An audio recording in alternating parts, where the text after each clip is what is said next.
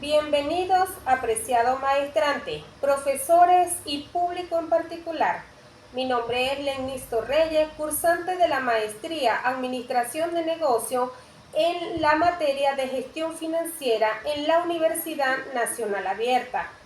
En esta oportunidad conversaremos sobre la fuente de financiamiento y la estructura de capital.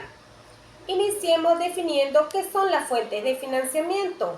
Son todas aquellas vías para la obtención de recursos monetarios usados para el desarrollo de actividades, crecimiento y cumplimiento de objetivos en una empresa.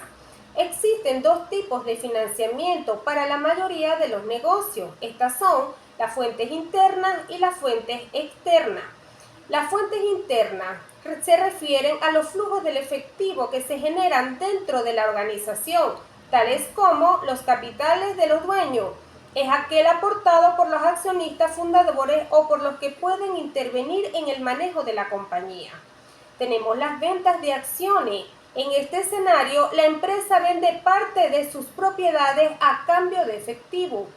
También tenemos las ventas de activos fijos, que se trata de ingresar dinero al negocio al vender una maquinaria, materias primas o algunos equipos. Y por último tenemos las ganancias retenidas. Es la base del financiamiento.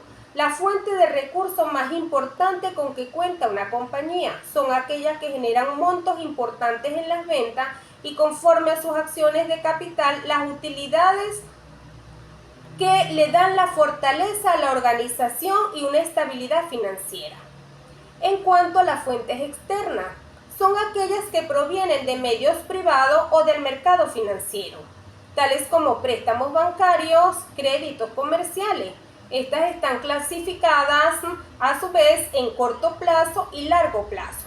Hablamos de corto plazo con aquellos préstamos que se obtienen para ser liquidados en un periodo de un año o menos de un año.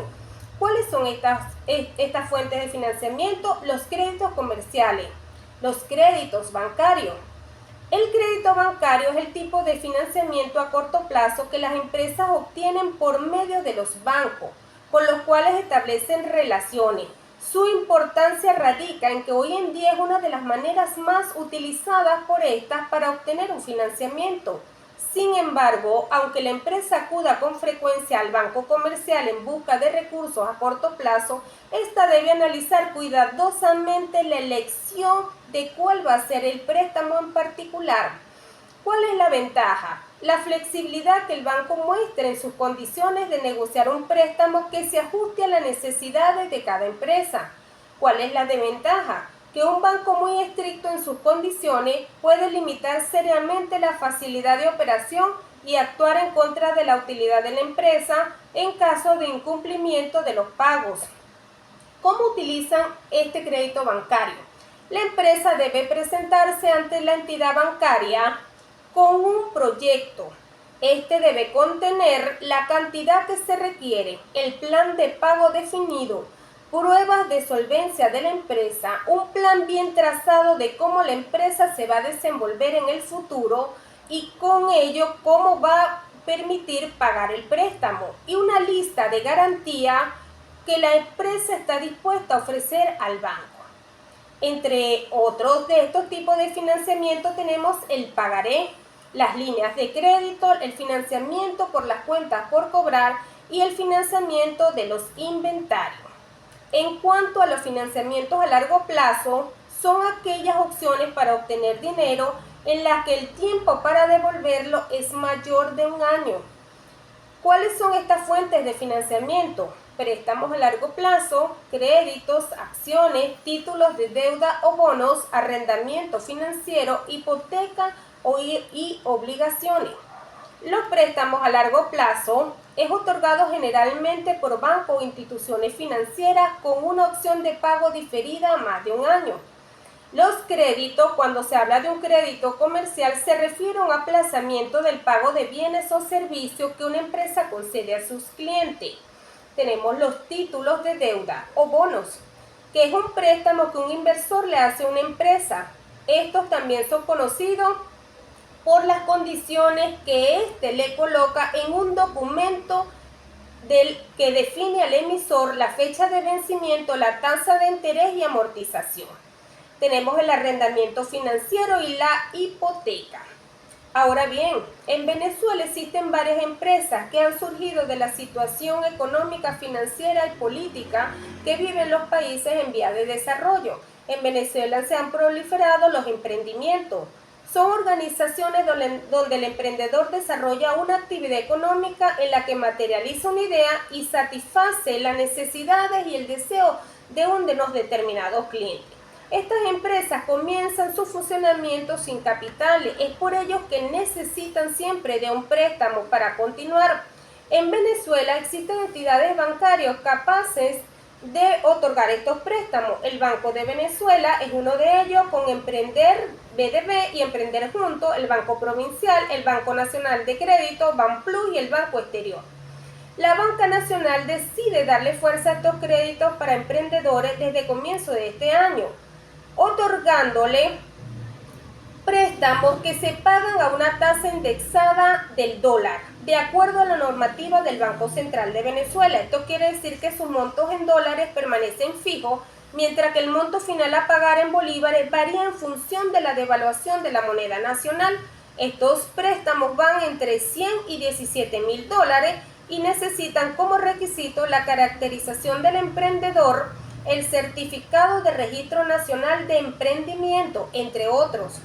Ahora, comentaremos acerca del capital.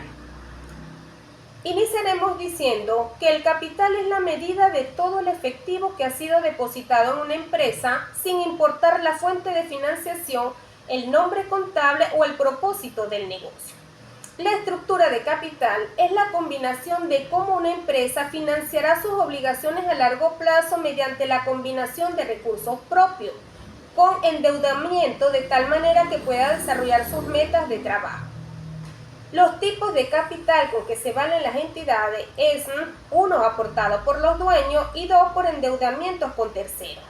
La estructura de capital está profundamente asociada al costo del capital de la empresa, y la forma de determinar una estructura óptima de capital es aquella que maximiza el precio de las acciones de las empresas vinculado con el costo de capital, que por ende tiene que ser minimizado. Los factores que influyen en esta decisión de las estructuras de capital son el riesgo. Tenemos 3 tipos de riesgo: el riesgo financiero, que es el riesgo de no estar en condiciones de cubrir los costos; el riesgo operativo, el riesgo de no estar en capacidad de cubrir los costos de operación; y el riesgo total, que está estrechamente ligado con la capacidad que tenga la empresa. En cuanto a los enfoques del capital, tenemos el enfoque tradicional. Este enfoque propone que la compañía puede reducir su costo de capital y aumentar el valor total mediante el uso razonable del apalancamiento. El enfoque de la utilidad neta. En este enfoque, las utilidades disponibles para los accionistas comunes se capitalizan a una tasa constante que se calcula dividiendo las utilidades netas operacionales de la empresa entre el valor total de la empresa. Y el enfoque de utilidad neta de operación. La suposición de este enfoque existe que una tasa global de capitalización de la empresa para cualquier grado de apalancamiento. El mercado capitaliza el valor de la empresa en forma global y como resultado de ello el desglose entre la deuda y el capital. La estructura del capital afecta de manera significativa la situación de una empresa. La pone en ventaja o desventaja frente a la competencia. En conclusión, cuando se crea una empresa, se crea para obtener rentabilidad. Para ello es necesario tomar decisiones certeras, oportunas, que lleven a asumir riesgos necesarios para lograr mantener la empresa en marcha y posteriormente obtener utilidad. Para esto es necesario el conocimiento correcto de la situación financiera de la empresa. Es todo por hoy. Chao, hasta otra oportunidad.